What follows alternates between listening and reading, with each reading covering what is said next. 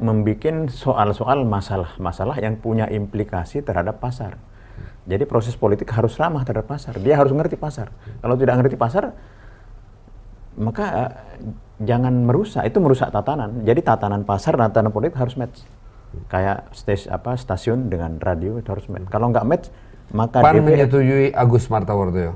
Begini, PAN itu tidak mengini orang, tetapi kita tidak mempunyai argumen untuk menolak. Yang itu kalau tidak kita elaborasi, maka dia tidak match dengan pasar, maka DPR menjadi faktor uncertainty. Dia itu merusak tatanan pasar. Gitu kira-kira. Kenapa saya menanyakan itu? Karena saya membaca dengan adanya isi buku ini, you are claiming that you are not part of the roving bandits. Bukan. Kira-kira agar supaya tatanannya tepat. Jadi jangan mencoba karena tanpa alasan hanya menolak begitu aja. Iya. Tidak harus merusak tatanan. Gitu. Baik, kita jeda sebentar. Ya, oke. Pemirsa, masih bersama dengan Didik Rahbini, seorang anggota DPR Komisi 10. Dan apabila Anda ingin mengirimkan pertanyaan atau usulan kepada Didik Rahbini, silakan Anda mengirim SMS pada 08998 123456. Saya ulangi, 08998 123456. Dan mohon di dalam pesan Anda ketik 029 kita mengetahui bahwa itu ditujukan kepada Bapak Didik Rahbini, spasi kemudian pesan Anda. Kita akan kembali setelah beberapa pesan berikut ini.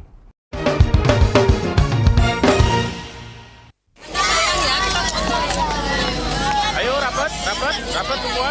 Oke, sip. Itu di belakang. Ya, kamu masuk sedikit lagi ya. Oke, lihat kamera. Senyum semua. 1, 2, 3.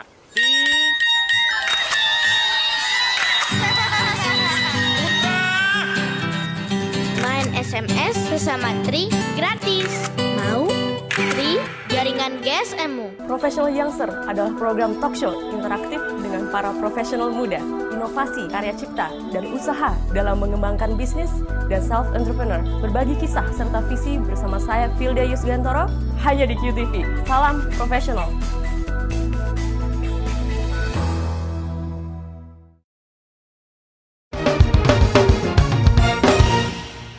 Pemirsa, masih bersama dengan program Impact bersama saya Peter Gonta, dan kita masih bersama dengan Pak Didik Rahmadi. Bapak Didik Rahmadi yaitu anggota Dewan Terhormat salah satu DPR Komisi 10. Pak Didik, kita tadi berbicara sedikit yang belum apa-apa udah mulai panas. Bukan maksudnya kita mau panas. Ini tapi hangat sekali kalau dibahas. Hangat kalau dibahas. Baik. Ekonomi dunia. Kita ingin berbicara mengenai tatanan ekonomi dunia. Apa sih sebetulnya yang sedang terjadi pada saat ini? Kutub ekonomi yang menjadi magnet penentu sekarang ini bertambah lebar dari Amerika, Eropa, Jepang, tambah Cina. Satu yang lumpuh mengalami komplikasi Amerika. Komplikasi ekonomi perang, ekonomi defisit, properti, dan lain-lain. Nah, ini termasuk juga persepsi dari masyarakat Amerika yang gamang. Semua itu mempengaruhi, dan ekonomi Amerika yang besar, getarannya pasti sudah sampai kemana-mana. Nah, ini yang kemudian dikaitkan dengan juga pemanasan iklim global dan lain-lain, sehingga ada banyak hal yang mempengaruhi kita secara langsung. Harga minyak mengubah asumsi makro APBN. Kemudian minyak sawit kita tersedot keluar karena harus mengisi tangki-tangki dari mobil. Nah, semua ini sebenarnya hal-hal yang normal dalam seluruh sejarah ekonomi kita selalu ada. Yang diperlukan di Indonesia itu ketahanan, kemampuan tim ekonomi untuk merespon. Dan itu bukan profesor, bukan ekonom, bukan pengajar, tapi leadership. Dan leadership pada hierarki ekonomi ini yang problematik saya lihat. Di Indonesia? Di Indonesia. Tapi kita berbicara sebentar mengenai apa yang terjadi sebetulnya.